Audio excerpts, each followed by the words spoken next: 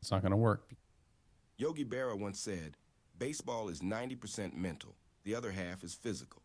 The Pitcher's Dad podcast, hosted by Joe Lorenzini, has the mental half covered. His kids take care of the rest. And now, without further ado,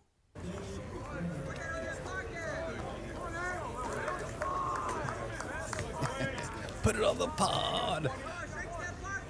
Yeah, we're trying to figure out who that is. Gino, Sardo, welcome to the show, podcast. I don't know if it's a show or not, but thank you for coming. Thank you. It only took you, 2 hours in traffic to get over here on a Friday? A little over 2 hours to drive like 15 miles. That makes sense. I see you got some Starbucks here, so that's good. We had to go to video because the listeners were upset that they couldn't see us talking. So maybe what we say is so important, but how we look is even more importanter. I don't know, because when I listen to your podcast, it's a car. That's fair. Yeah, you're like, well, you could be watching, I suppose, but I don't think that's very safe. I don't know if anybody wants to be looking at us. Yeah. That's fair. Well, we'll try and figure out if this is going to be fun or not. I mean, you are the first actual Pitcher's Dad on the Pitcher's Dad podcast. That's true. Do you feel special? Yeah, I feel pretty special. All right, that's good. And first softball dad? I was going to say softball, right? Yeah, so I mean, little history here. So Savannah and your daughter Roxy played together a few seasons ago, and now they're going to play together again this summer. So that's how we met. I think, obviously, we probably knew of each other's kids playing since we've been up here and became friends. You're a pretty avid friend. Yeah, friends is a... Friends. Yeah. And somebody left. Okay. Friends again. Yeah. I mean, leaving teams, dude. Now, well, I mean, to your credit, you had not left a team ever, but now you have had to leave a team. Yes. And so now you know that sometimes it just happens. And I think I was upset for like 3 days. okay, that's fair.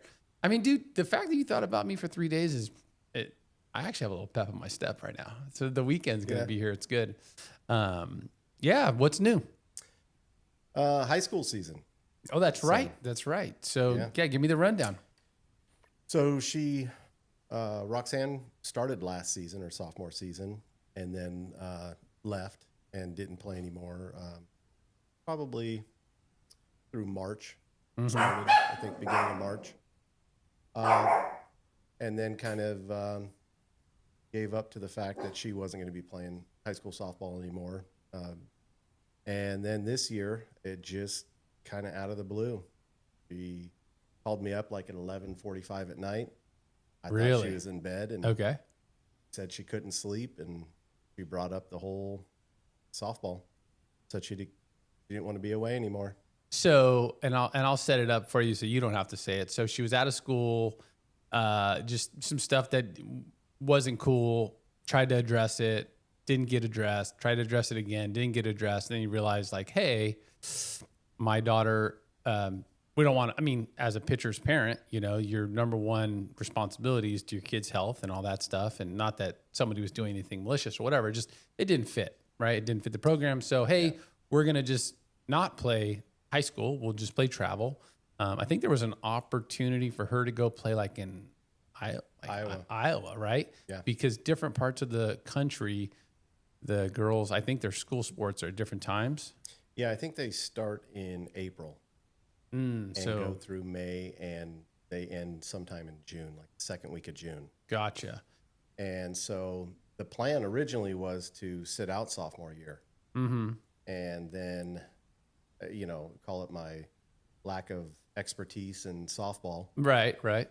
I had a few people tell me that was kind of not the route to take for a pitcher especially. Yeah. Because you're still worried about getting recruited and then the big summer before junior year, right? Yeah. And my whole goal for that was to get her bigger, stronger, ready for the recruiting season. And, I still kind of have mixed feelings about that. And it ended up working out for the better anyway. Yeah, hell yeah, it did.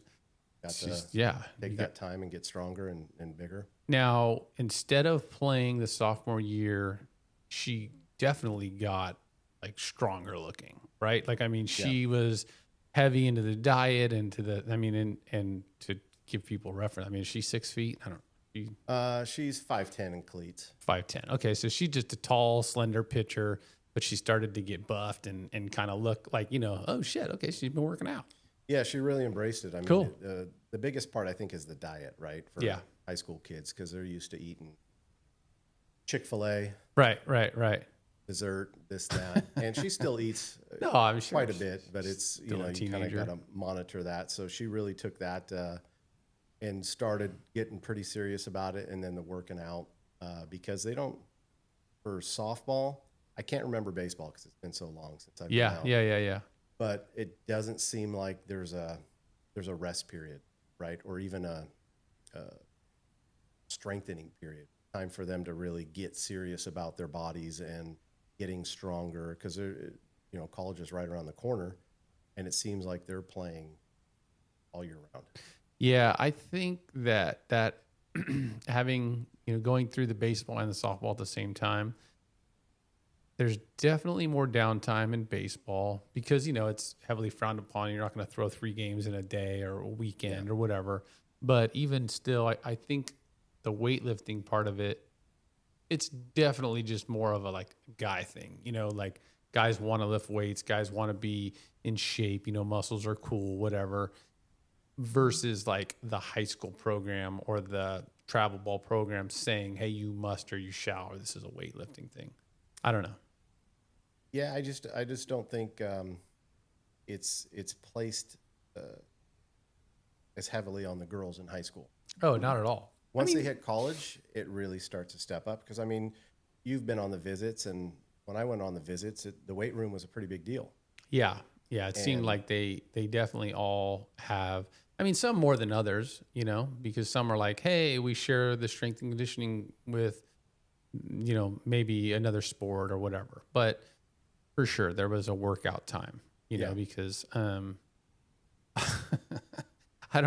sure it probably happens to the boys, but I hear the girls talk about that like freshman 15, or whatever, and they put on weight like in not a good way, right? Because maybe nerves and just new surroundings or whatever. So it's probably, I don't know. Like you would think that's in sports, at least you want to stay in pretty good shape, especially when you get to that college level. Yeah. And look at like Oklahoma.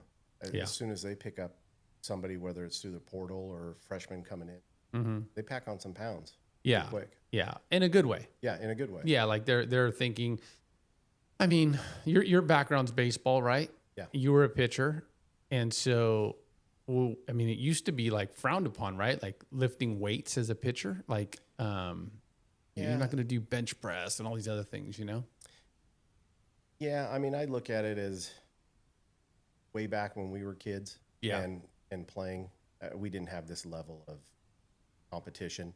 We had travel ball, and I played travel ball a little bit, but not the numbers like they do today. Yeah, and the seriousness surrounding it and hitting the weight room. And I think I didn't hit the weight room until I was like a sophomore, and that's fall ball, right? And you go out there for 3 weeks, you're like, man, good. Yeah, for and sure. That's it. For sure. I think I just was talking to Kale today, and he was talking about, oh boy, I've already forgotten what it's called, but essentially it's how your body moves. And so there's this new program. And he was saying, hey man, like it totally makes sense, because if you really think about it, if you're going to do anything at a high level, you want to be the most proficient, efficient, whatever the right terminology is, but it's called motor preferences. Have you heard of this yet? No. Yeah. So motor preferences, essentially it shows Randy Johnson throwing one way and Roger Clemens throwing a different way. 2 of the best to ever do it, but 2 totally different ways they do it. They show Ricky Henderson has a drop step and steals, and Mookie Betts has a push off and steals. 2 different ways to do it. 2 prolific players that, and so essentially, tell me if you've heard this before. One size does not fit all. You know what I mean? Like each person, and they are trying to identify that in different ways. Each player does something different, So what might work for one doesn't work for the other. Yeah, I think it's a common thing as far as if you're going to emulate yourself with somebody, whether it's MLB or college softball, whatever high level you're looking at playing, you never want to try and be just like that superstar, because it's always something unique or something so different that, hey, it works for them, but not for the masses, definitely. Yeah, it's. I always referenced Malcolm Gladwell's Outliers book. Did you ever read that? No. But it just talks about 10,000 reps and you become, proficient or perfection, whatever you were looking for. But there's this other element, you know what I mean, of the availability to do it and then the ability to do it, And so to your point, you can try and swing all you want like Mookie Betts, but it doesn't mean you're going to throw the ball or hit the ball like Mookie Betts. You know what I mean? Same thing with the girl from Tennessee, that pitcher. Yeah, Pickens. Pickens. I mean, geez, what did she throw? 78 or something? 78.3, I think. That's nuts, huh? Take that mic and put it right in front of your face.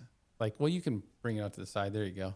Yeah, right there. Don't make big eyes at it though, because that looks very But her now, she's tall. She's over 6 feet, I think, or at least she looks. I think she's 6'1". Yeah, she looks big. But then you look at Ayla, right, and she's throwing in 70s, right? I mean, so I don't know how that. I mean, the two things that seem to be equally true is that they get way off the mound, they come down into the circle, and they are chucking it, And so I'd be interested to see, how does that work? Because not too many people can do that. Yeah, and it's tougher for me with softball mechanics compared to baseball, because that's what I know. Yeah, for sure. And so softball, I've always stayed out of Roxanne's pitching lessons or her mechanics. Yeah, I work on the mental side with her. Yeah, and whatever else I can, but mainly mental. Because competition's competition, right? Yeah. Walking someone, striking someone out, giving up a home run, go game. I mean, those mental things translate, I think, pretty equally. Yeah. So it's always lonely being number one, right? Oh, man. Everybody wants to be number one in the rotation, and then you get that status, and it's pretty lonely because it seems like more people want you to fail at times, right? At least, No, man, I listen, I always try and keep this thing super positive and super light. But you make a great point, just because you're doing well doesn't mean everybody wants to see you do well. Yeah. And I used to think, oh man, I just have I must have a chip on my shoulder. Or I must have this or that. But it's it always comes up, we even heard it very recently, and I'll keep it all out of here, but it was just another person just, are they even really that good? Because they didn't do this and they didn't do that. And I don't think they're, and it was man, why, dude? Why? Yeah, the dude has excellent numbers, killing. I mean, not my kid, not my team, not my league, not nothing, you just hear the conversation. You want to say hey dude, knock it off. You know what I mean? Well, a good one. Here's a good example of one. So Landon Plout is a good buddy. Joey played on his team. His parents are awesome. And he is having a phenomenal year. I mean, the dude's going to be a player, sack beat player. I don't know. I think he has 12 or 13 or 14 home runs this year, oh yeah, but Lincoln, they have the field is only 300 feet. And I'm thinking, what? Dude, everybody plays on that field. Why doesn't everyone else hit home runs then? And he's such a great kid, dude. And really what's happened, I mean, if I had to guess, he was always a great hitter. He probably just finally hit that, not puberty, but not in a bad way, just hit his stride, and he's crushing, dude. And it's so cool to see because he's a good human. You know what I mean? He was always a great teammate, always a good person. Parents are awesome. Little brothers, you just want to see good things happen for good people. But and especially now, I think as parents, right. Of course, we want our kids to do well. Yeah, for sure. I don't think I've ever rooted against a kid, right? I want our team to win, but it's still that whole innocence thing, right? They're all kids. They're all trying to make it. They're all trying to do their best. And what's the point of it? Yeah, there's enough room for everybody. Yeah. And because one kid does better than your kid doesn't take away, because really, I mean, and I've talked about this plenty of times, right? It's hard to see your kid fail, but if you really look at the failure, dude, it's another step for them to grow. It's another process for them to do and live. And while they're home and while they're in our house and under our guidance and mentorship or whatever, it's another opportunity for us to parent, you know? And like you said, with the mental stuff with Rox, right? Like, hey, you know what? 0-2 count. Can't throw that over the plate or whatever, you know, whatever it is. Because when she goes and she goes off to college, like you're going to have to wait to talk to her, you know, like you hope you're at the game. You hope she gets an opportunity. I mean, I think most of our kids, if I'm being honest, they're probably going to struggle mostly with sitting the bench, you know, not playing, not getting the opportunity. I think Bigley had posted something recently about, hey, if you're not playing, be the first person on top of the step, you know, chart the hell out of the book, be the, you know, have a glove ready for the person coming off the field. And it was like, man, that's great advice because our kids haven't had to do that, you know, and they're going to go to some programs that, guess what? That's going to be your job for a little bit, for sure. Yeah, I mean, you're going to be playing against girls that are 3-4 years older than you. Yeah. And they just have the experience and they're better. I mean, they're better. Women by that Yeah, time. they're better, dude. I mean, we always try and sugarcoat it. It's like, they're better. Yeah. Because they're older. I mean, and maybe they're just better, whatever. But, dude, that's fine. There's no knocking that. Like, if my 18-year-old's not as good as the 22-year-old, dude, like, that's cool. Like, hopefully she learned something from her. And it's just every year, hopefully they do get better. Yeah. That's the number one goal. I don't expect her to go out and be the best one by leaps and bounds, right? No. Hey, little improvements every year, long as it's every year is what gets it done. And learn from it, right? Yeah. I mean, ultimately, that's I don't know, man. That's the whole point of this thing, right? Is I always say, like, you know, has Rox had a job yet? Yeah. So, mostly. yeah. For me. So, I mean, Working for me. yeah, part-time. right. Working at really the a store. job. Yeah.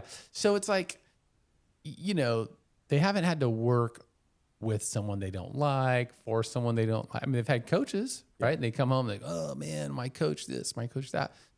But it's not the same thing. No.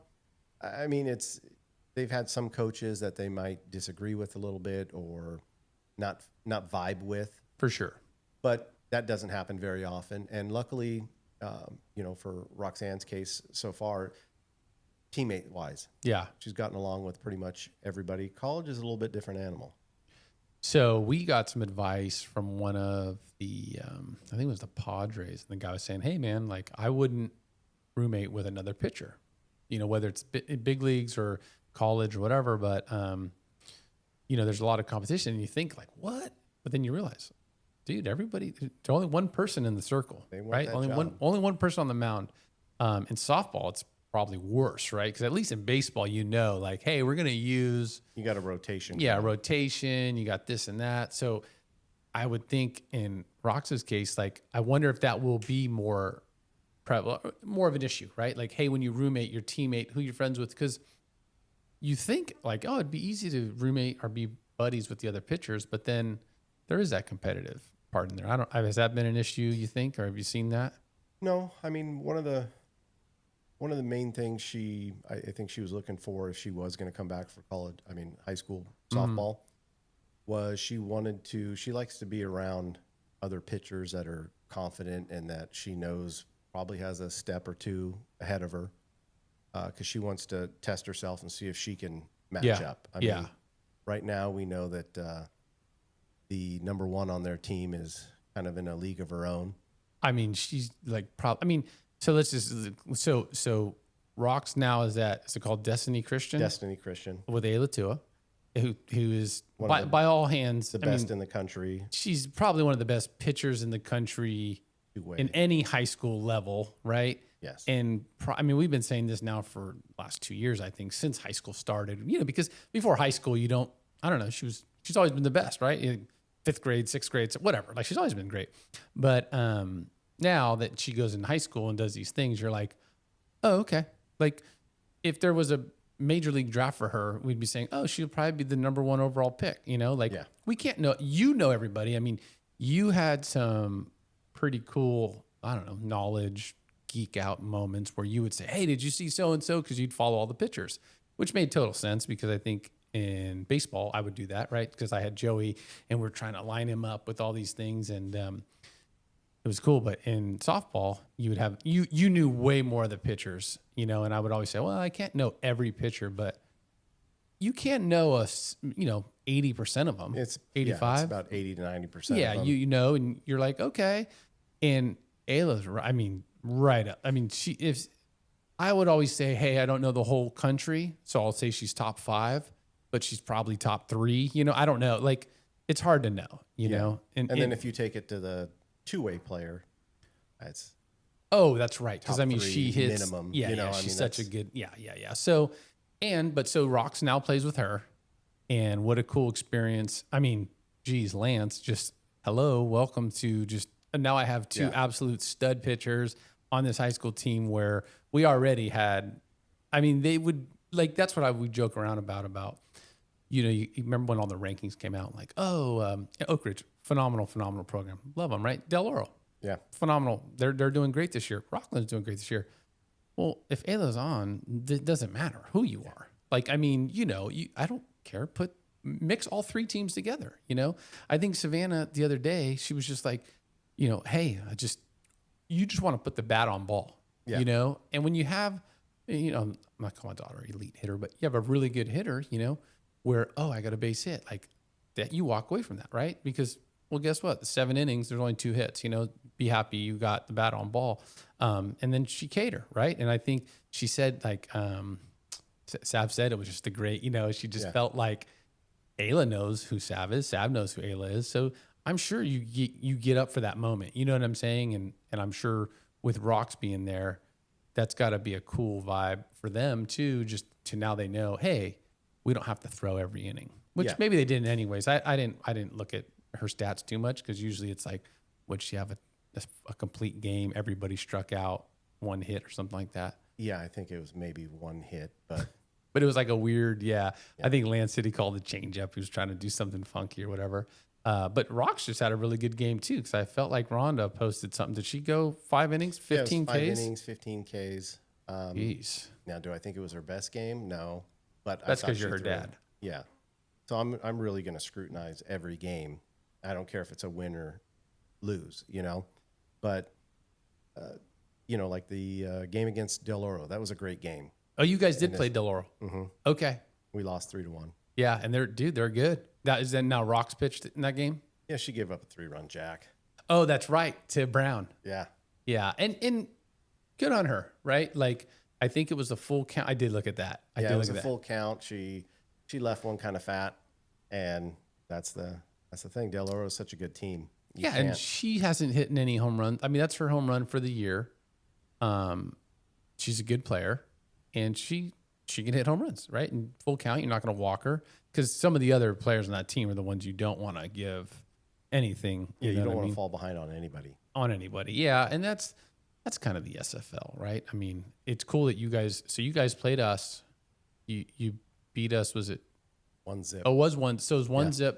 So then Peyton, and unfortunately I didn't get to go to the game because I was at Joey's game, but it looked like a good game. Like Peyton did pretty well, our pitcher. And then so you played Del Oro, but you lost to them 3-1. And then who else, are you guys going to play Oak Ridge, I think? Yeah, we're supposed to play them next week. Yeah. I mean, I don't, with them only having L-Bell, you know, like not only, L-Bell's phenomenal, but like it doesn't matter, you know, to them. Yeah. I don't know why you would do it. Like, you know. I mean, me personally, being a pitcher's dad, Yeah. you got to save that arm for 100. playoffs. Or when it matters. You know what I mean? Because that's a even when we played you guys, I'm thinking, man, you know, it's great to have good competition, but you should do that in, I don't know. I think it was supposed to be March? earlier in the year, but Was it it? Okay. rain out, and Okay. so it got rescheduled. Gotcha. But But I know, and I mean, I think Lance is your guys' head coach, but and he used to coach our kids on the same team. That's how we played and met. But it sounded like a lot of schools were kind of like dodging you guys. So Yeah, I think so. I think in the beginning of the year when they were trying to get the schedule out, they had a few schools pass. and I mean, I get it, right? If you don't have 3 or 4 good players, like you just look at it and you think, man, you know, why play them? Ayla's going to strike us out, but you can't look at things like that. You know what I mean? You got to think as a coach, hey, let's manage what we can do and we'll figure it out. Hey, doggies. I know, mom's home. Yeah. But I think it helps you get better as a team. Oh, I think so too. I think ultimately you get going and then that, you have some good at bats, you get it in, then your players will just be better. You know what I mean? So that's cool. How was the recruiting process? So I know I sent you that question and it was kind of like open-ended, but I mean, I know how it was, but I was curious what you thought, like more or less going into that summer. I think you and I thought we knew what was coming. We had it dialed. Right? We thought. We had it dialed. And then what was your experience from it? My experience, to sum it up, the more I know, the less I know. I mean, it was nothing like I thought or planned. And I mean, I've told you, I had spreadsheets on this, and I was tracking pictures. Because you were looking to see where they went on visits, if they committed, when they posted something, right? Because then you're thinking, okay. Yeah, like just to give us an idea. Because, with the recruiting and the background for Roxanne, I didn't know where she was going to land, right? Is she going to be... I didn't think she was going to be going D2. I figured, okay, Division I, which there's nothing wrong with say, any but of just yep. trying to figure it out. There's 309 teams in Division I. Yep. And then if you try and go to Division II, then it's out of control. Yeah. So I didn't know if she was going to be more mid-major or smaller. Yeah, I think the real question was she going to go to a powerhouse Power 5, which there still was Power 5 at that time. Yeah. Or Power 5 or mid-major, right? I mean, those are three options, I think. Yeah, and I mean, I think the thing that kind of threw it off too was it was a Pac-12, right? Yeah. We're from California, and Pac-12, that's the center of the universe here. You have UCLA, Washington, Oregon, Stanford. Right. So, that's all schools that she liked and liked her, and and you think, oh, hey, all of your U14, whatever, 14U, and under, they were big dogs, and it's like, yeah, we're going to do that. We're going to do that. And I mean, I always talk about I thought Sav was going to Stanford forever. Oh yeah, she's going. She's going. We got this, we got that. She's going. And then nothing, you know what I mean? And did you guys have any experience, not to name the schools, did you guys have any experiences like that where you thought, oh, this will work out? And then. Oh yeah, there was a few that we thought for sure, at least the contact or the phone call or email at September 1st, and some that we had, our recruiting coordinator had contact with and communication, and we'd see him at, when you're talking a game or two, didn't get a good feeling. Right. But if you see him steadily through the summer, then you're like, okay.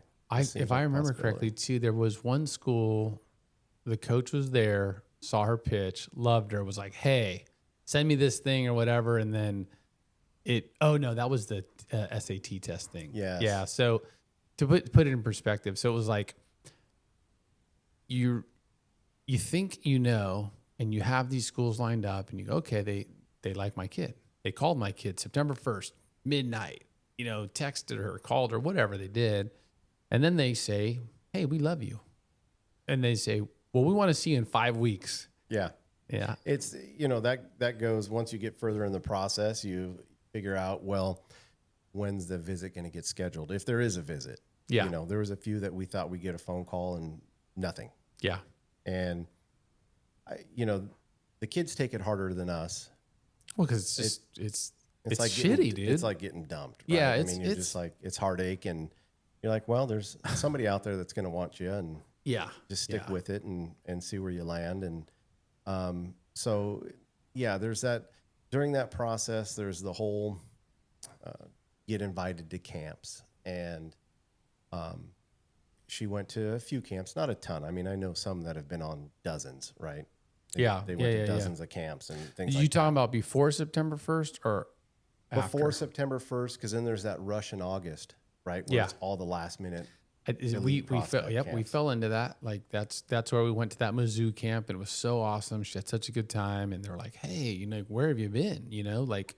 And they called her and said, "Hey, we really like you, and we'd like to come out and see you." But then she had other people that were like, "We want you now," and that's a hard one to do. So did you guys go to those camps in August? So September 1st at midnight is the first time that the girls can get contacted from the college coaches regarding an offer or a scholarship that they're going to give them. So in August, you're saying towards the end, the schools will offer these camps to get you out on campus and see you, the most recent you, what have you done for me lately, right? Yeah. And, you have, let's say if there's 3 schools that she's interested in, and it ends up they all have camps the same weekend. Same weekend, yeah. So you've got to pick that one, and I get it on their part too. But well, they probably they're not dumb. You know what I mean? They probably do it also to kind of keep you see where your to see where you're is, where you're what's in your brain, what's your top pick for sure. But the fact that if she didn't go to 2 out of the 3 because she can only choose one, 2 of them it just kind of ghosted, and we're a little bit upset about it. But yeah, that's how it goes. They can only. And I wonder though too, many. Yeah, how many, I mean, the thing that would bother me, and this is just softball specific, talking to different dads and stuff like that, is so the guy at Mizzou, Jeff, I think his name's Jeff, the guy was money, dude. He was so honest and so straightforward. He said, "Hey," and he had a daughter. I think she played at A&M. The dude was just so honest. I mean, that's the best way I can put it. Yeah. This is what we see you as. This is where we're at with you. This is what we want to do. This is the plan. Does this work for you? And then you get to make a decision. Other schools, it was like, man, you would hear people tell you oh, they called my kid. They said they love me. And then they would just like you said, dating almost, I don't want to say lead you on, but just string these kids along and then not call them. And you're thinking, damn, dude, that's a 15-year-old girl or a 16-year-old girl, And I don't think unless you're living it, and you've put in all that time and effort, you see your kid put all that time and effort, really hard to grasp how upset that can make you. I mean, it's because it's a full-grown adult that's doing that to your child. And at the same time, can't take it personal, for one. For sure. And on the flip side, they've got to try and keep their top, if we're talking about pitching in particular, they got to keep their top 5 or 6. And I think she was probably on that second tier with a lot of the bigger schools. Mm-hmm. And so a couple of them try to keep her on the hook for that. But at that same time, you got to make up your mind, hey, do you wait for your number 1 or number 2? Or do you make that decision and be safe? Or do you wait and play the game? And thank goodness we didn't wait, because I had other thoughts in my head. Oh, dude, dude, I mean, you ain't the only one, dude. And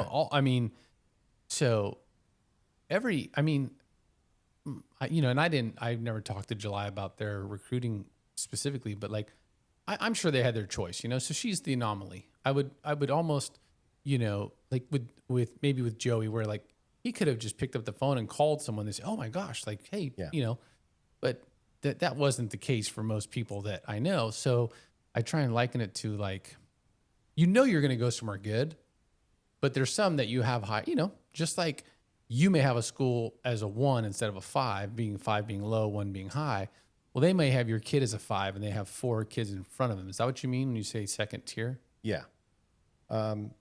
Because once again, I don't know, but what I think is they will typically have their number 1 and number 2 on that first visit. Right. And then depending upon how many pitchers they need, and then, last year there was that increase in roster size. So are they going to take an extra 1 or extra 2 this year? Right. And then that's why you don't try and figure that all out. It's like it makes it worse. So back in the police world, we used to always try and guess which cops were going to take which shift, and you'd try and see where you're going to be at, because there's a pecking order, right? And so you'd say, okay, well, I'm going to pick 16th, So I hope, 1 and 2, they're going to take day shift, and this guy, and you'd always have this flyer, this one guy said, I think he might take night shift. Oh man, I could probably get day shift. You knew nothing, because the first 2 guys would take the night shift and you would never even get on. It was kind of like that, Yeah, I started a sheet with our recruiting coordinator coach, Jay. Yeah. And I was like, all right, you fill out who you think, because he was pretty well aware of the top. I mean, I think he's one of the recruits. best, dude. Yeah. That's why we ended up there, and I leaned on Jay a lot, because just honest, you know what I mean? Any every time I called, the dude would have, you know what I mean? So like, I definitely owe him, dude, Yeah. He was good. So you fill out a sheet, and then I'm like, hey, and this was just for pitchers.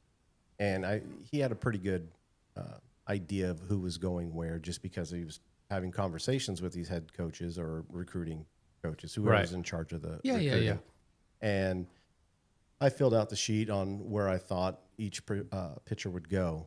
And I think I maybe got like 20% of them. Yeah. And you think for sure, hey, this is who they're going to, this is that. So then I can try and figure out schools for Your Well, I'm kid, saying, like, right? hey, Who's left, right? Like, who's left. There's makes total sense. 40 or 50 teams to choose from that are looking, but yeah, that didn't go according to plan either. And so all of this work, all of these spreadsheets, everything. I mean, I feel like Rox's story is similar to Sav's, where we're like, wait, what? Oh, okay, let's go check this school out. And then you're like, wait, we love it. Like, hey, this is really awesome.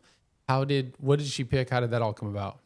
She ended up picking Purdue, and that was not in the original conversation, right? Right. It was, the summertime kind of exploded for us. Yeah. From not knowing to all of a sudden being on a pretty big stage and playing some pretty big teams, where I think it was the Athletics Tambora game, and she started that game and she finished. She pitched a great game, probably one of the best, to date. Mm-hmm. And I've never seen so many coaches at a game, whether it was baseball or softball. Yeah. Behind the stands there, it was completely packed, and there was probably another 15 coaches in the outfield. And Jay was running back and forth all game. Probably ran like 5 miles, because it was just nonstop talking to this person, to that person. And then we're walking out to the car like 5 minutes after the game, and I didn't know that coaches can do this until you get into the process, right? Yeah. So a head coach of a major I university, slides into her DMs. Hey, Roxanne, I thought you did a great job, and I'd really like you to be wild. so-and-so. Yeah. Without naming schools. And then got invited to the camp. Right. And because they can talk to you when it's about a camp. That was the little bit of a workaround, maybe. I don't know. Yeah, there's a couple workarounds, and she finally got to experience some of those, because we know from certain players that there's ways these college coaches kind of work around it, still be they're within the rules, but Within the rules. they make it to where it works. Yeah.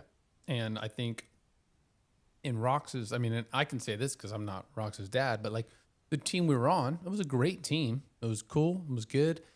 Their main goal was not to be on the main stage at the tournament playing the best team. They wanted to play the best teams, but they just didn't have that juice. Yeah. And so until you left and went to Lady Magic with Walling's group, now all of a sudden you had your player who, by all accounts, was always good, but was just on a different team and tried to get there. But then once you got to a team that already had all these studs, right? You got Notre Dame, you had all these big SEC schools, ACC schools. Well, now all of a sudden you're pitching and you're probably playing bigger, better, badder teams, and then your kid does well, and it's like, hey, boom, the door opens. Yeah, and it was exciting, and For sure. That month seemed like 3 days, right? You're just, everything's coming at you at once, and then you have to kind of keep aligning schools to see who's showing the interest, because then you get a better idea of who's coming out to all the games. You have some coaches that'll come out to 1 or 2 here and there, and then you have some that are at every single game contacting the coach. Hey, when's Roxanne throwing? Right. What innings? That kind of thing. Which is huge, because then you're like, okay, sweet, they're in. Yeah, then you're like, hey, we can pick pretty much anywhere we want. Right. But that didn't. That wasn't didn't end up- necessarily no, true, not right? at the end. I mean, because I think, like I said, a few of them they get a little bit upset if you don't show up in August, Yeah.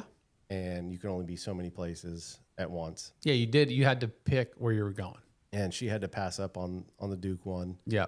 to take her SAT because somebody really wanted her SATs. Yeah, that was kind of a, like, I mean, and I don't want to bring that school up, but like this, man, you hear it over and over and over. You know what I mean?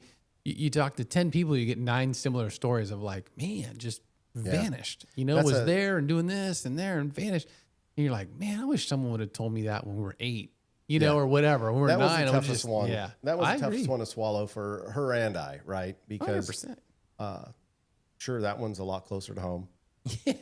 And you think it's a lock. You're like, dude, this is a lock. I'm close to them. You've seen me all these times. You've told me all got this to take good stuff. SATs already a year early. Yeah. And, had already gotten transcripts and then you we're like, miss, all right. what could have been, another great freaking school, phenomenal opportunity. And it's like, you made me show my hand, and then it didn't. And then you get ghosted. But you're like, oh, it's fine. I mean, I think we learn from it, and it's weird, we still, right? We're like, oh, I don't want to burn anybody or say anything, but they have no problem burning the kids. And that's the maybe they don't difficult think, part. maybe they don't think they're doing that, and that's cool. I don't know. Like, it's just like, gosh, I'm happy I never got the opportunity to have a conversation, and it didn't happen. We didn't have that experience like that serious. I mean, we had it with Joey, we had those opportunities, and we had, where it was like, oh, in the beginning, oh yeah, we love you there. Ooh. And so maybe we learned, like, hey, the I love you is really like, I like you.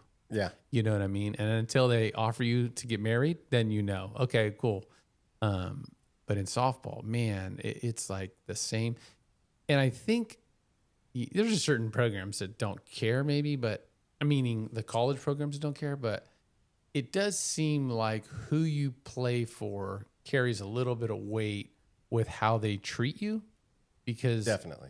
if you're on a team that coach needs to go back to recruit other players, then they probably give you that full circle. I don't say decency, but come back to you. Hey man, and it's, what's weird is that, and maybe they don't know, but it would have been easy to just get the conversation. Hey, listen, you're number 10 on the list.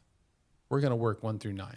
If you're still available when we get to 10 and we get to 10, we'll like you. You know what I mean? But Yeah. I don't know how they could do that. I mean, I would love that transparency, right? Right. It'd save us all a lot of heartache. But I think the schools kind of have to keep their cards close, and Yeah, because if they tell you you're 10, then you might go take something else and you're never there. You know what I mean? they could miss out on Yeah. you yeah. know No, the you're other right. prospects. Yeah, you're right.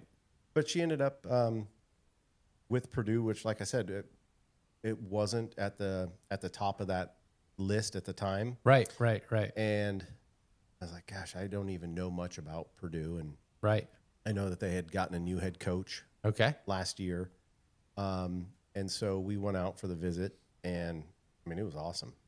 It was like out of a movie Yeah. set, right? I mean, the school, the town, everything was just phenomenal. Facilities, everything was great, and the staff was awesome, right? Yeah, I think I don't know if you've probably heard this before, and you're like, please stop saying it. But like, if you go where you're wanted, you want to be where you go. That whole thing, and it's like you get ghosted or you get these weird interactions with these coaches, and then you finally meet one that's like, hey, we really like you, and you're just like, hey, all right.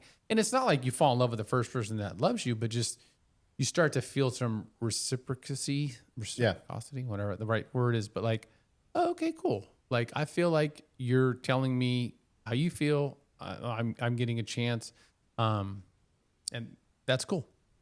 Yeah, it was great from the staff to the head coach, the assistant coach, and I know you're there on an official visit, but they really made you feel, Roxanne and myself and Rhonda, feel at home and just feel great about how they thought about Roxanne, and that they felt too that she was kind of that diamond in the rough right now, right? Right. Not that many schools knew about her. She just kind of came onto the scene. That Probably, summer, probably not a year, but you could say a year late. But Yeah, even a half nationally, season. like if you're in Northern California, you knew her. But Yeah. where's Purdue at? Is it Pennsylvania? Indiana.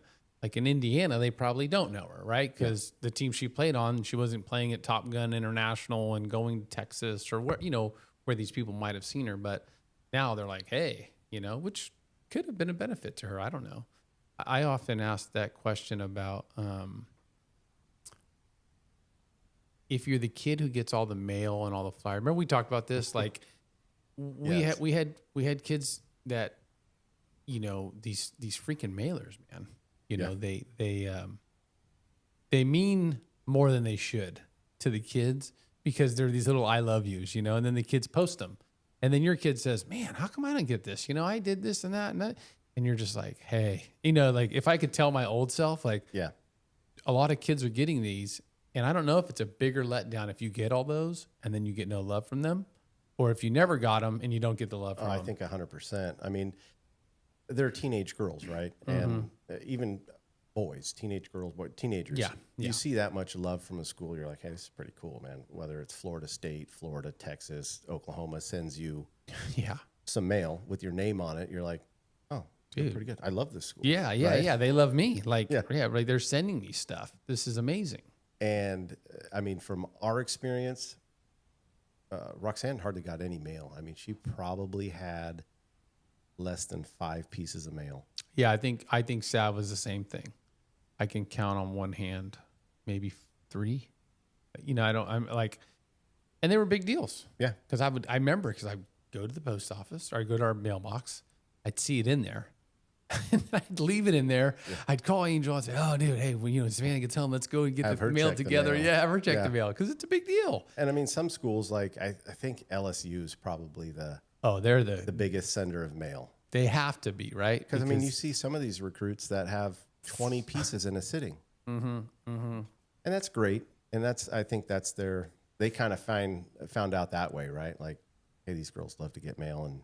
Oh, and they're smart for it. Overload the mailbox for them. Because we have a girl on our high school team that they'd be lucky to get her. You know what I mean? She likes it and everything. And her mom said, dude, she gets mail all the time. I'm like, they're good at that. You know what I mean? But in their defense, I'm sure they're not sending it to everybody. We didn't get that. You know what I mean? Like, so they have their figured out who they want it to go to. But I think it's got to be tough you see some of them, one of my rules was never post it online. Really? And some people have different feelings about it. But my thing was I don't want to make a teammate or a friend or anybody else in the softball world that might be following them at the time. Anything less because they didn't get a piece of mail. Because you knew what it was like to be on the other side. I think that goes back to what we were talking about earlier with regards to like you want the other kid to do good and you're okay with the other kids doing good. It's like in Angel and I will say this a ton, like, why do we always have to take the high road? You know what I mean? Like, we want to be like, fuck you. I told you I think they're good or whatever. You know what I mean? But we'll never do that. Never. No, I think it just opens up the door to bad feelings, right? Yeah, we always think of it like bad karma, you know what I mean? Or bad juju. I don't know. But like, and what do I care? You know what I mean? If you don't understand how it works or what the effort, like, dude, we're trying our best. There's no directions with these guys. We're doing our best. We're trying to figure it out. You got other kids. It's not like you only got one. You know what I'm saying? So you're still trying to be a good parent to all your kids because it's the way we do it. But then at the same time, you're thinking about these other players that aren't your kids. And you're just like, I don't want to show anybody up. Yeah. And that's truthful. Yeah. And I don't know. I remember years ago when I don't even know how many years ago they stopped it, but they can contact kids like in 7th grade, 8th grade. Yeah, that was before our softball knowledge era base, I guess. But yeah, that would have been even worse. It was going on in baseball. You know what I mean? So in baseball, Joey would get called in 8th grade or, that summer before freshmen. And some of the kids, I mean, I don't, people always try and go, well, how many of those kids that committed in 8th grade are still going to that school or good enough to go to that school? And I'm like, I can think of one kid that I know for sure it was committed early, like one of the first guys. And the dude's about to be a 1st-round draft pick. You know what I mean? So he's pretty good. and then I can think of 10 that committed in their freshman year and they're not going to go to that school anymore.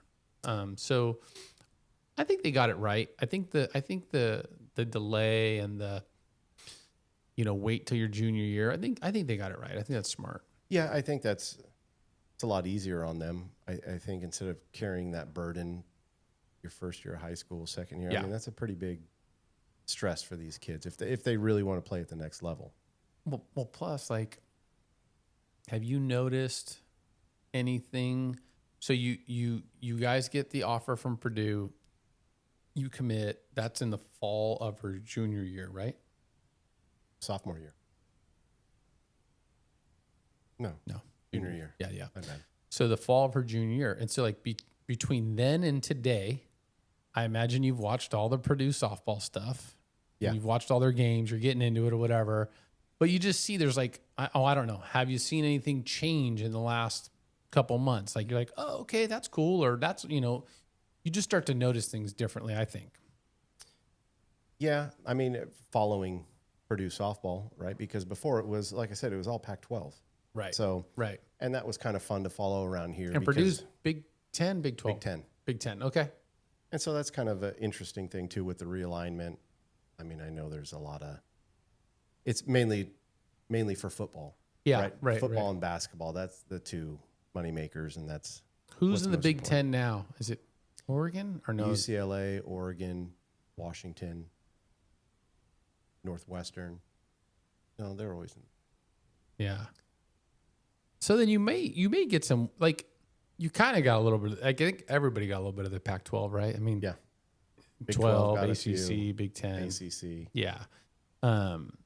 But that's the part where it's like, okay, you make the commitment, and then I almost felt like the real work started then, because then you started to try and figure out, okay, like now I have a bar, you know what I mean? You start watching those pitchers, those players on those teams, and you start, you're not looking at your high school teammates anymore, right? Because you're not really in competition with them anymore. Yeah. You're thinking, well, shoot, the girl at Purdue throws, a 58 mile an hour changeup and a 68 mile an hour, whatever, like, okay, well, have you done any of that yet?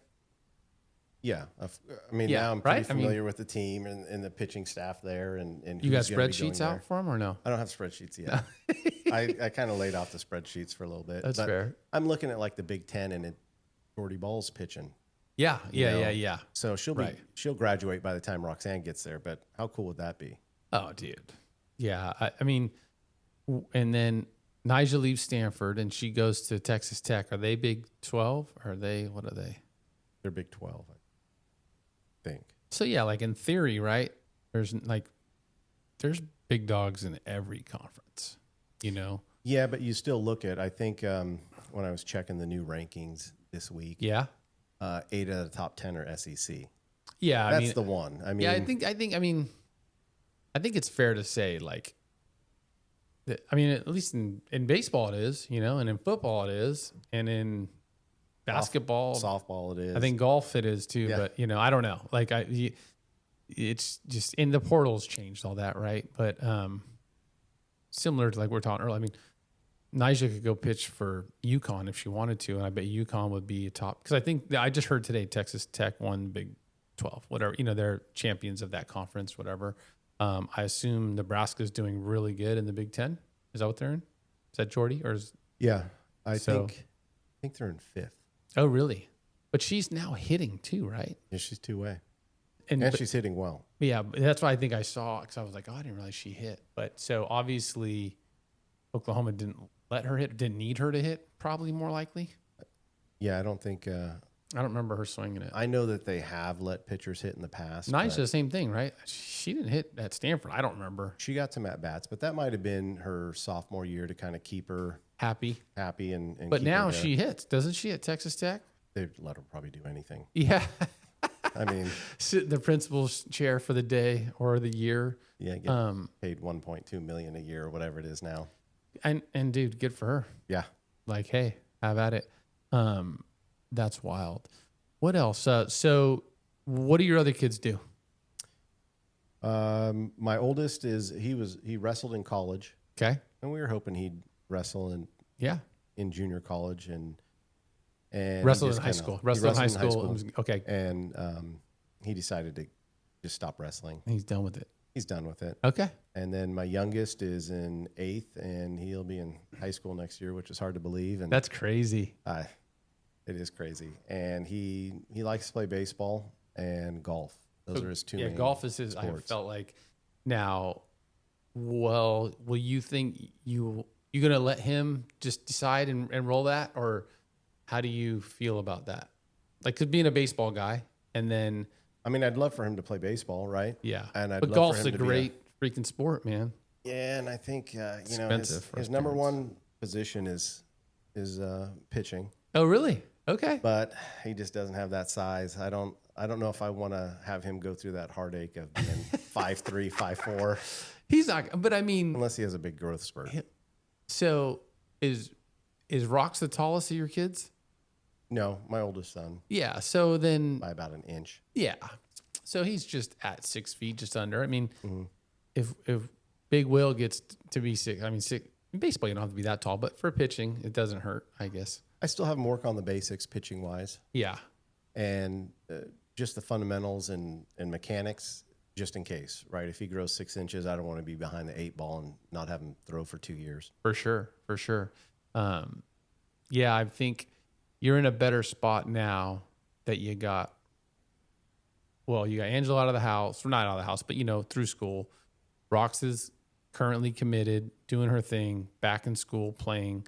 So with William, you get to just you have all that knowledge, you know what I'm saying? And that not what's important now, but we always call that OODA loop. Hey, what is important, right? And so for him, hopefully you can still get up, excited, meaning get up, hey man, cool, whatever he's doing, but also maybe judge things a little bit more open-minded. You know what I mean? Hey, this is important, and hey, this really, let's not get it. Because I think me as a parent, I probably worried or overanalyzed or overdid things, that I think as a grandpa, because I'm trying to think of the next time I'm not to worry about it, is going to be hey, let's go to Cooperstown. Just go to have a good time. I'm not going to win the tournament. When I go to 4th of July or Sparkler or whatever, Yeah, just go for the experience and have fun. Just go enjoy it. Because he'll remember that. When you hear people say that, you're like, what are you, a loser? Have fun, dude. I'm trying to win. Win is fun. Well, winning is fun. Dude, I would say that all the time. I still say that. But like this summer, right? We're going to be on the same team again. Team is, as good of a team as there will be. Yeah.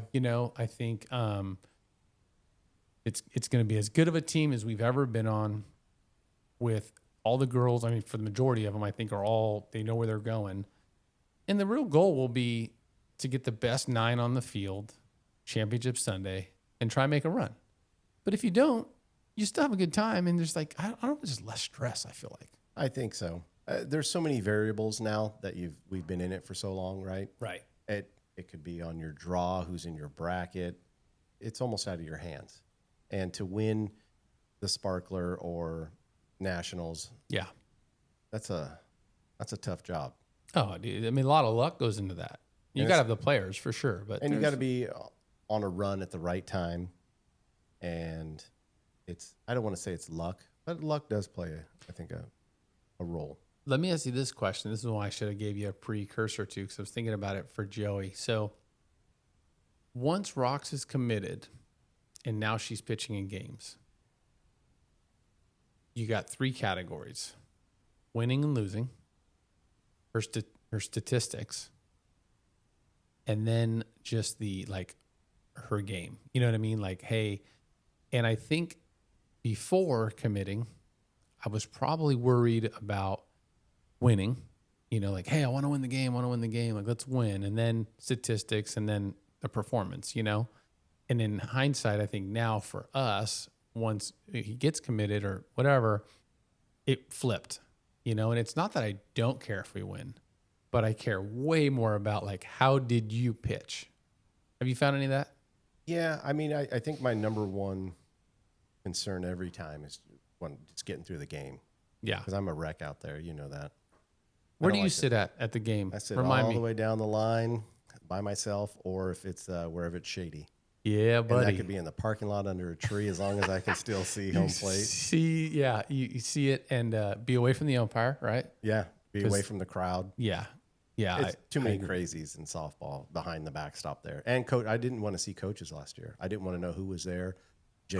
You're talking about the colleges. Yeah. Oh, that's a good point. That always freaked me out. I didn't want to know. I just wanted to zero in, make sure she threw okay. Because you're already stressed Yeah. for her. You're already like, I always use that joke about like, the duck. Like they'd see people like, man, you're so like, same thing when Savannah's hitting, she hits a home run and you're not cheering. I'm like, well, trust me, inside I'm going crazy. Yeah.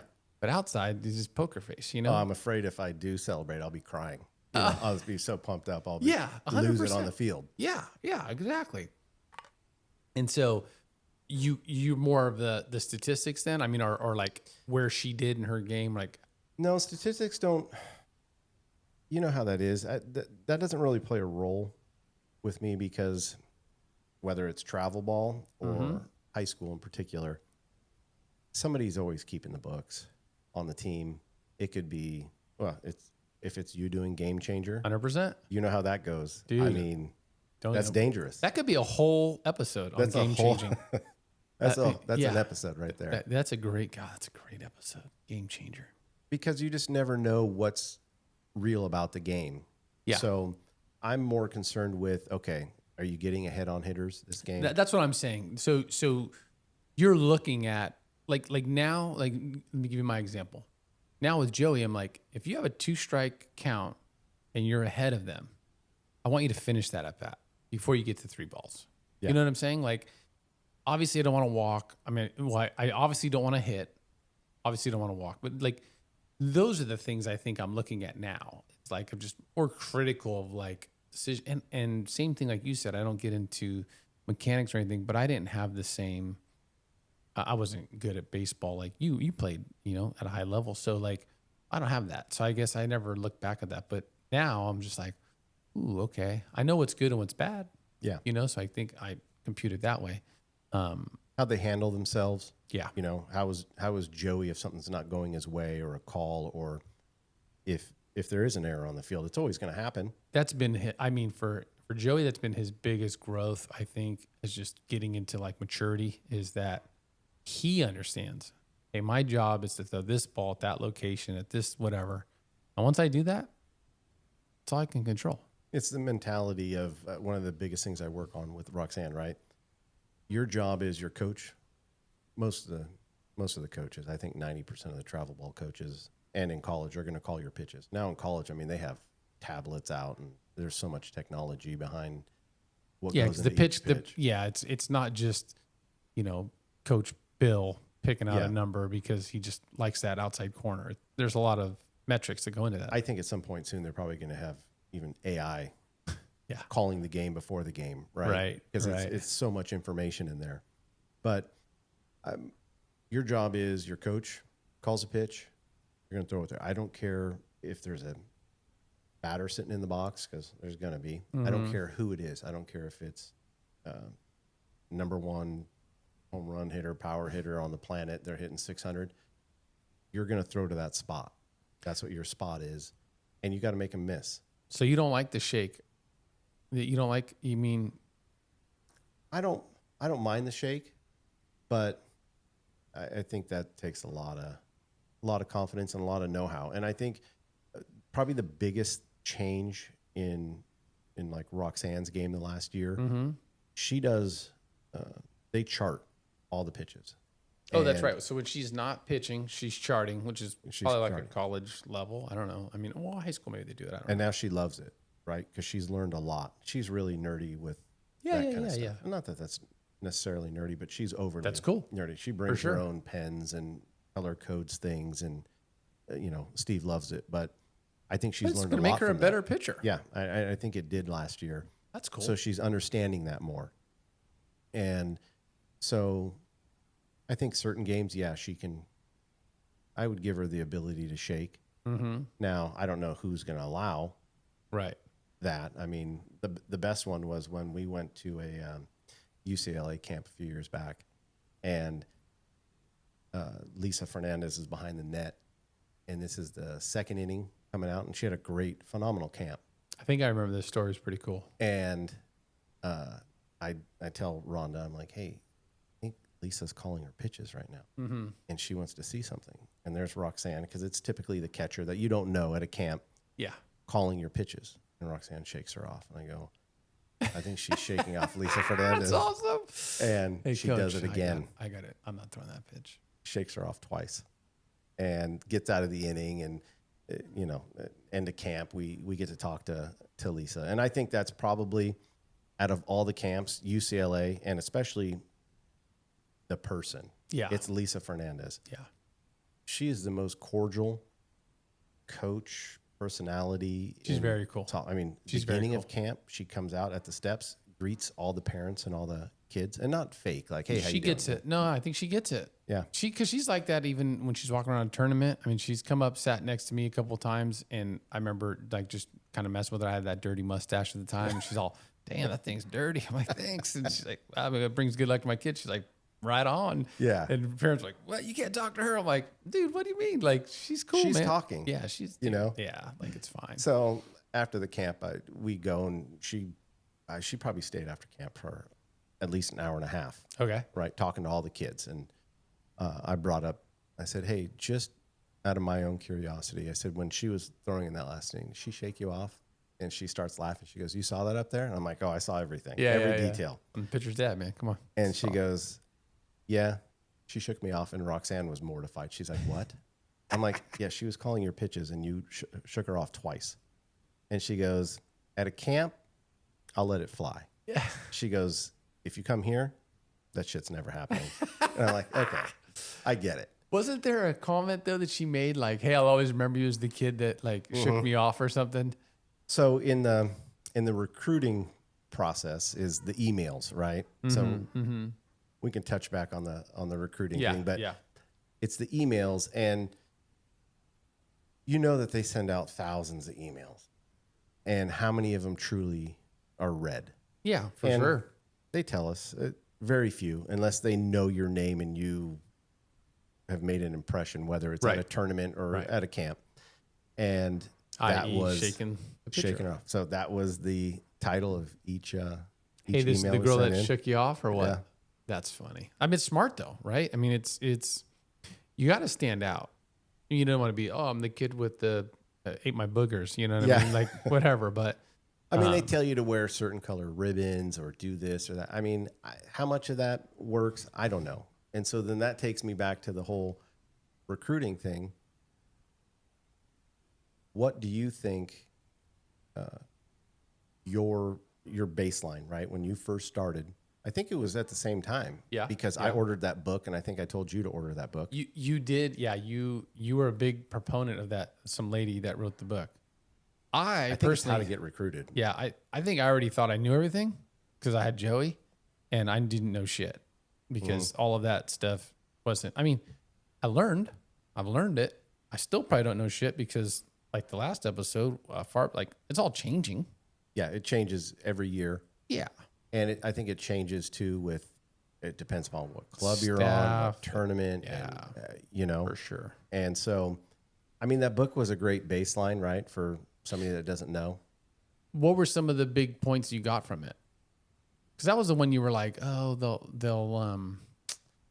you did hear something good from that. I can't remember what it was though. I want to say it was like you said, oh, they can tell you if they're interested in you at a camp or something. Yeah, they can give you they can give you yes or no's. Or it's basically then you go to the camp, right? And then you can kind of tell by the conversation afterwards. Yeah. Because some of them will talk. Some of them won't even give you the time of day anyway.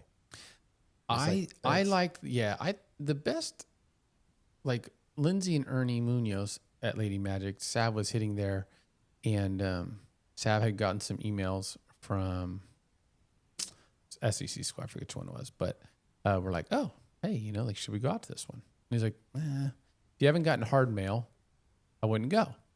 I said, okay, which is good advice, but it wasn't perfect advice because we did go to Mizzou without hard mail, and that was great. I mean, that was a great investment. Now she went there and she did great. So hats off to Savannah. But the other one, he was able to call that coach. Hey, have this player here. She's thinking about coming to the camp. She plays this position, does this, this, and this. Should she come? I think they said, hey, let us get back to you, which was their polite way of saying no. Yeah. Or we don't know who that is, or that email that you got wasn't legit. I would give that advice to anybody. Hey, unless you have the money and you're able to just take a flyer, because in all accounts, the Mizzou thing was a flyer. Like, I wanted to go check it out. She wanted to see it. She really liked it. And I had never been. Fine, let's go. I could afford to do it, and we did it. But unless you are looking at it in that regard, like, hey, let's just go see the school and see what it's like and check it out, you should have someone in your corner, on your team, your batting instructor, your head coach, the org coach, the recruiting coordinator. Somebody should be able to reach out to that person, someone on the staff. Yeah. Say, hey, should this person come? Do you agree with that? 100%. I mean, I think that's probably the biggest factor. The emails, the kids emailing these coaches, and even if you narrow it down to your top 25, right? They tell you take 10 Power 4, right, 10 mid-major, and 5 Division II or junior college coaches. Mm-hmm. I don't know if she ever she got one response back from all of those. And so I think the coach, whoever your recruiting coordinator is, that's a big deal. And Jay's fantastic. I think he's one of the best.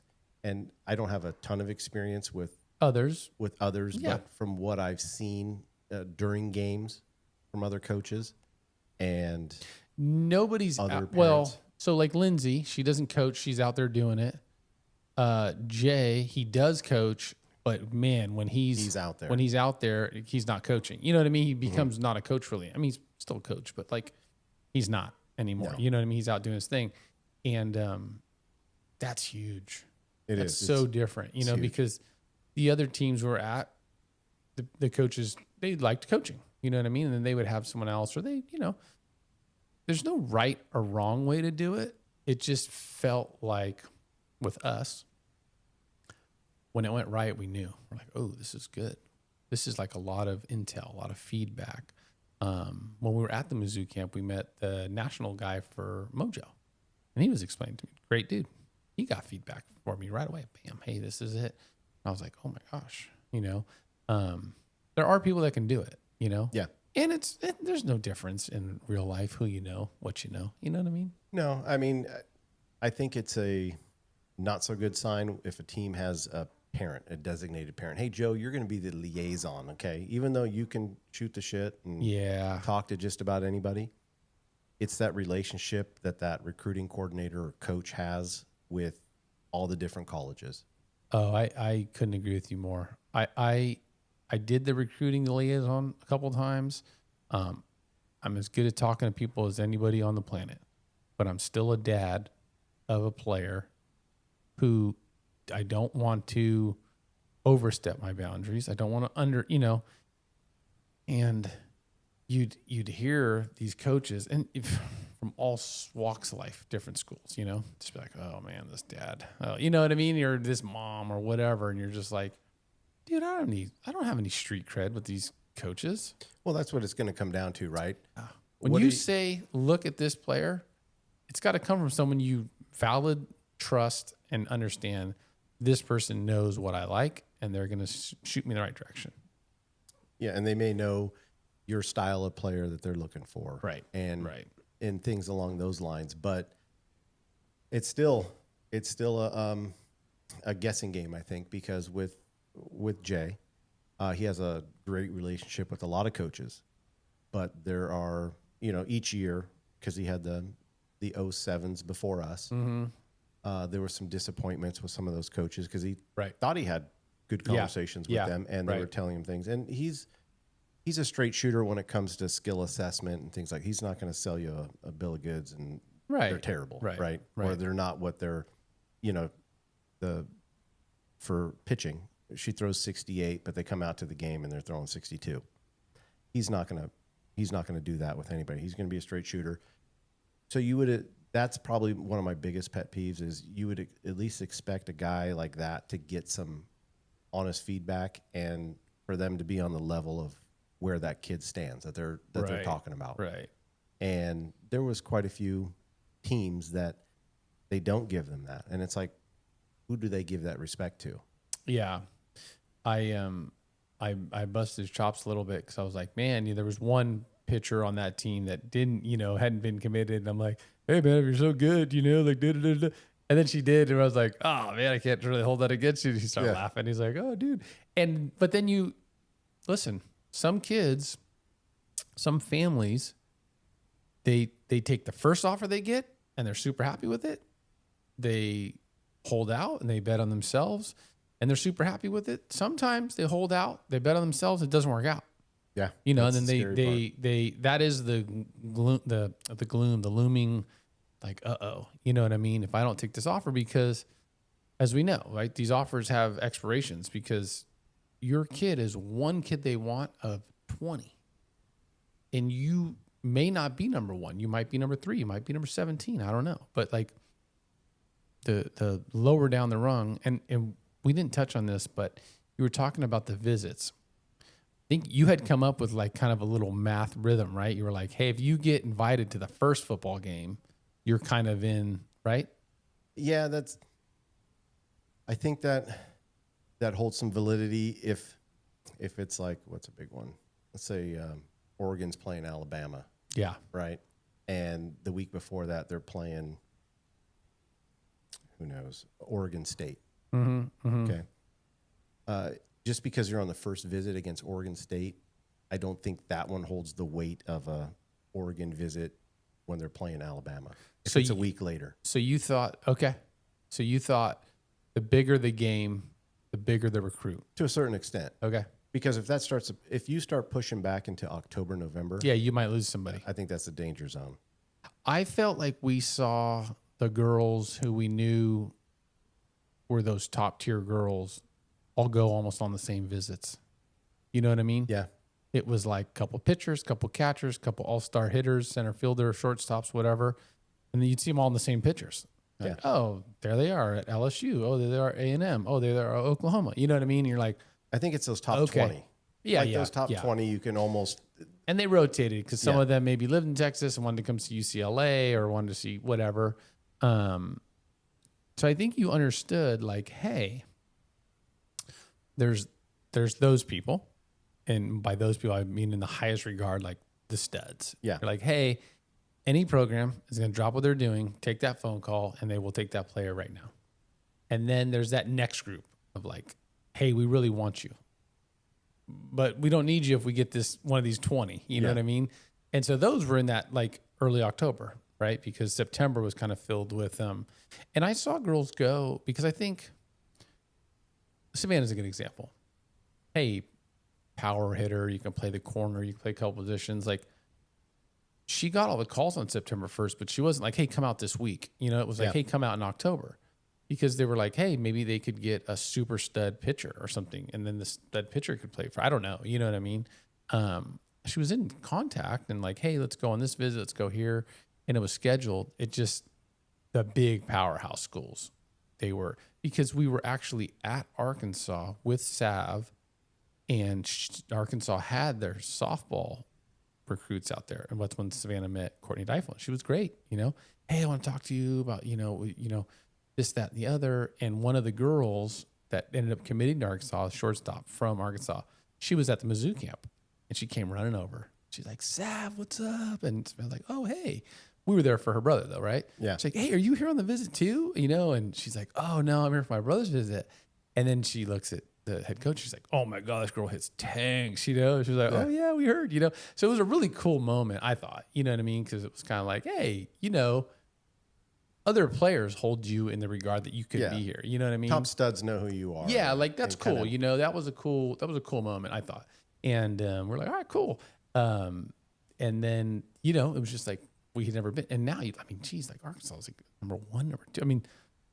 it's like, wow, they're really good, you know? And I think, you know, just being like, that's a different level of commitment, a different element, you know? I think with the girls, we haven't even touched on this part, but like what you can take is your class, what you can do is your major. You're going to be there 4 years. You're going to really get a degree. It's a lot different in baseball. Like baseball, it's like, hey, you're here to play baseball. Yeah. But I think in softball, there's programs where you're here to play softball. Yeah, there's a few. I've heard more along the lines with like soccer. My niece plays soccer, and she's going to Chico State. Okay. And I know there's some schools, just from talking to my brother, but there's some schools that will not allow certain majors. Oh, yeah. And Softball was, for us, at least for Savannah, because she wanted biology, you know? Some schools said, hey, that won't work. but I didn't come across that many Oh, good. that ran into the whole, hey, we can't take you here because biology. Okay. Now, I'm sure if you're one of the top 10 kids in the country, they'll be like, Make it work for you, maybe? Yeah. Okay. Yeah, I mean, that could let be. us talk to our tutoring department, or because a lot of those Yeah. schools have such intensive tutoring and for athletes because they do miss a lot of time.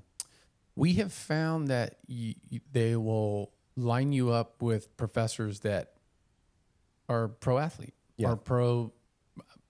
Maybe not even. Not saying like they're going to do something wrong. I just mean like the class, or maybe the what's that called? When the teacher gives you all your book syllabus. Yeah.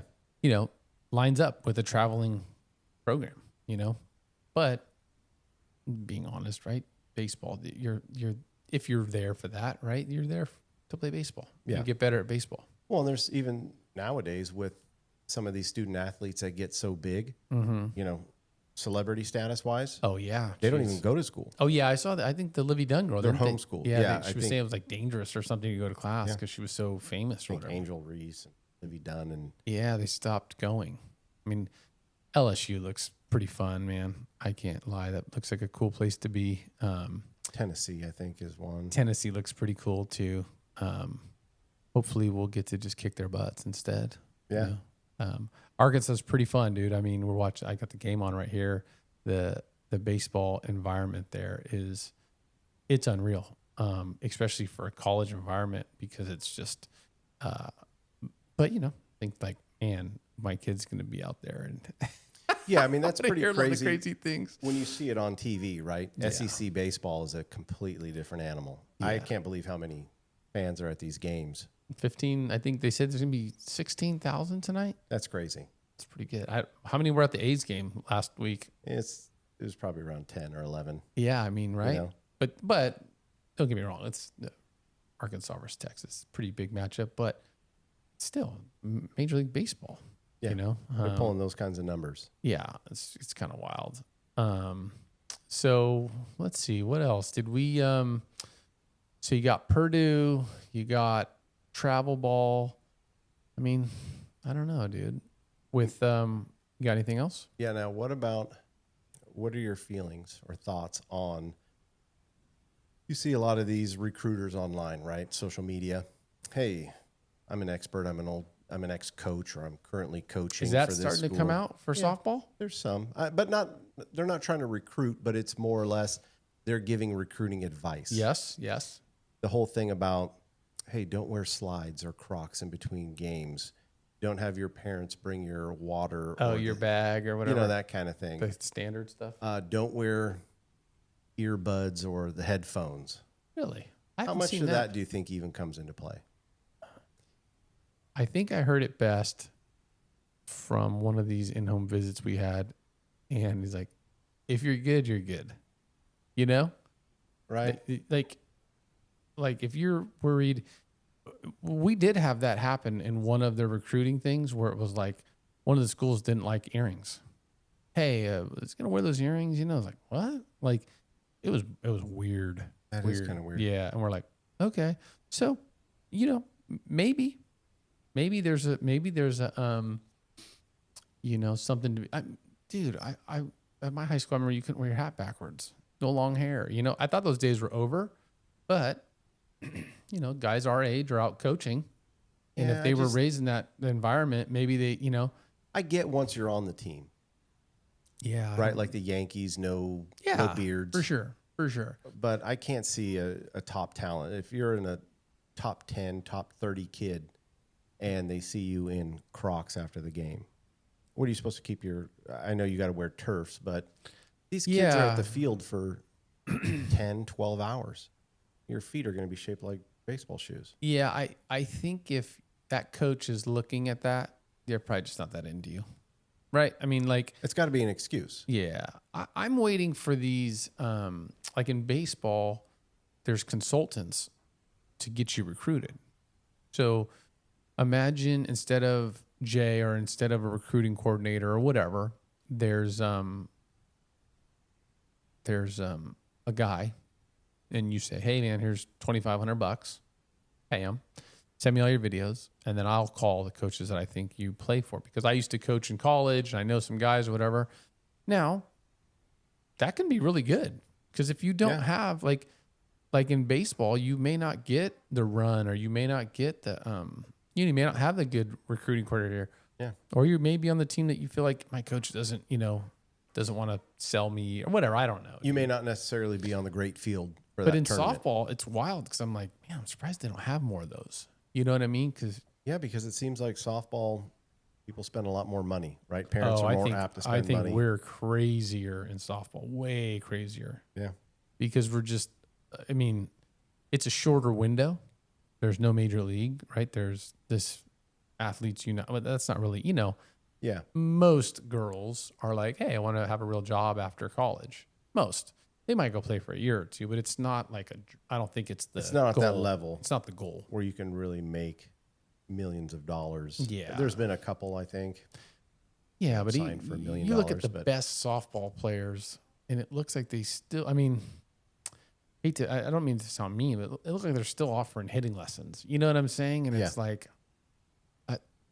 the girl who maybe played at the mid-major, the D2 or the D3, who's now a surgeon, is probably living a better life than the girl who played at this powerhouse program and is now, I don't know, in Indiana playing at the laser beams or whatever. I don't know, whatever. I don't mean to make light of it. Like, dude, if you're a stud, play as long as you can. I just mean to say there's got to be a method to that madness. What are you playing for? What's the end goal?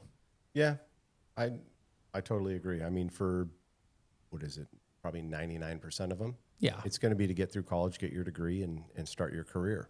And have a great time in college. And have a blast, right? Yeah, I mean, I think I'm jealous, man. Like the kids. Because they get to live it up. Where did you go to school at? Sac State and Sac City. Okay, and so, like, I never went to college. I went to trade school, but like, do these visits, like the kids are like, oh, you're just jealous. I'm like, yeah, exactly. I'm very jealous. Like, Savannah, you're going to be 20 minutes from the beach. You have all these cool, like, it just looks like I want to go there, I hope that they're able to enjoy it. Yeah, and it's, criteria for schools. Mm-hmm. I mean, of course, it's academics first is what you always are hoping for. Right. But sometimes that gets trumped by the school, right? I mean, if it's Tennessee, Alabama, I just think those schools would be pretty cool around football and basketball. Dude. I mean, that's Oregon has got that feel to the school. So that experience, I think, is invaluable. And that comes into the equation. Yeah, I mean, you only get one shot at going to college and having a good time. I mean, it's work. You're going to have to go and, all the stuff that goes into being a student athlete. It's not easy. But you'll probably look back on that and be like, God, what a good time. Yeah. I would think. At some of these powerhouse schools, I mean, when we went on the visit to Purdue, they were playing Notre Dame. Mm-hmm. So it was a big game. Yeah, right? Yeah. I think it was 42-0 at halftime. Oh, geez. So they got stomped. But it was the college still a vibe cool was probably cool, right? It was a sellout. Everybody was going nuts. Yeah. And they're going to get to experience that, and Rox's going to get to go enjoy that. I think, we went to whoever Coastal was playing that time. It was a freaking blast, dude. Yeah. It wasn't Alabama. We went to Georgia, Alabama, right? And that game was overwhelming, dude. It was overwhelming. It was 100 and something thousand people. It was super electric. It was really cool. I couldn't stay the whole game. I just had too much anxiety, dude. It was like, oh man, we got to get out of here. Like we went to Oklahoma, Tennessee. That was the first SEC football game in Oklahoma. It was cool. We couldn't sit in our seats. You know, the seats they give you for the visit, couldn't sit in them. They were like, hey, sorry, you know, like you're in this section with whatever, you know, whatever you're at. And you had to stand up because like it was wild. And so was it fun? Yeah, I guess. If I was in college, it'd be a blast. It's the whole as the old man. and Nah, it was. I like the other vibe. I like the chill vibe where your seat is your seat. You can get up, go get a beer, go get a hot dog, whatever, and you come. You know, so yeah, football to me, you know, it wasn't. That's why we just went out to Arkansas to go watch the A&M series because it was like we went on these visits to football games. They're cool. Don't get me wrong. They're fun. Like if you like going to day drink and then being out screaming and everything, and you're right. It's right in your alley, you know. To me, man, I'll take a Friday night lights game at 7:00, you know, and I'll have a couple of beers too. Yeah. Right. But like, I don't know. Baseball, softball's my thing. We got to watch softball at Arkansas too. It was really cool. Yeah. So, I mean, it would be nice to see, you know, the school you're going to visit, what it's actually like during a softball game. If that's what you're going to get recruited for. I would highly recommend it. If you can get out to Purdue for a softball game. Because exactly, I'm sure you watch all the games on TV. You know, we're watching all the Coastal games. We see how the coaches are and the players, and you know, I'm sure we're low key sizing people up, but we're also like, oh man, this looks cool. Oh, you'll hit that pitch. Oh, you know, how's the pitcher throwing? Oh, who you seeing or whatever. It's awesome. So cool, man. Yeah. Well, thanks for coming on. Thank you. We got an hour and a half, dude. Sweet. Thanks for not being lame, dude. You were good. I mean, yeah. I was going to bring my charts and everything, but I didn't want you to have to pull out those glasses. That'll be. That's true. Thanks for not getting me on camera with the glasses. Well, thanks, man. Enjoy the rest of your night. Hey, you too. All right. Thank you. Later.